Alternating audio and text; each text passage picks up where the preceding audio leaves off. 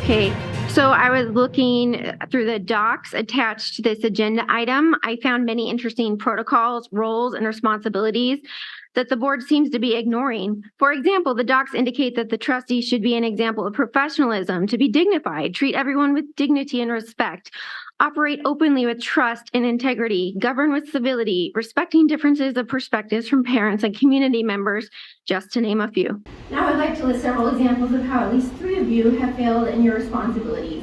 Most recently, I noticed that the board was allowing the librarian Stacy to only use her first name.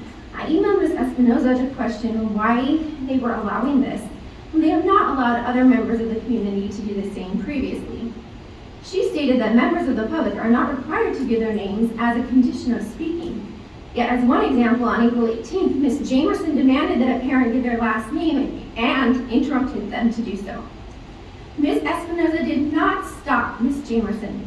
No one has asked Stacy for her last name. Ms. Espinoza did not respond to me specifically after I pointed out this clear bias. And by the way, Ms. Espinoza accused me and others of doxing individuals. When I told her this was highly insulting and asked for proof, she had none. Instead of addressing concerns, she deflected and insulted me.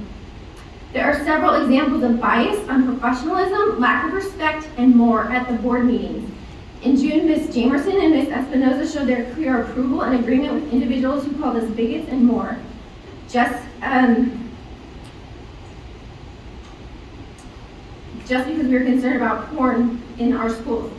Ms. Espinoza even ate chips and then licked her fingers during my comment, and it's all on your YouTube video. The unprofessionalism doesn't stop at the board meetings. Mr. Vargas rallied several individuals to come to the June meeting. He called us anti-LGBTQ activists, said we've been making discriminatory and offensive comments. Is it discriminatory to not want pornographic books available to our kids, or to want to protect LGBTQ kids from you guys who apparently want them to use sex apps to hook up with strangers for easy sex? Mr. Vargas' comments falsely labeled us and created unnecessary division. Ms. Jamerson also said the following in a group after that meeting, quote, "Thank you so much for being friendly faces and supportive words to counterbalance the hate and bigotry we've had to listen to at the last board meetings." So Ms. Jamerson said we're hateful bigots for being concerned parents. These are just a few examples, but clearly you can do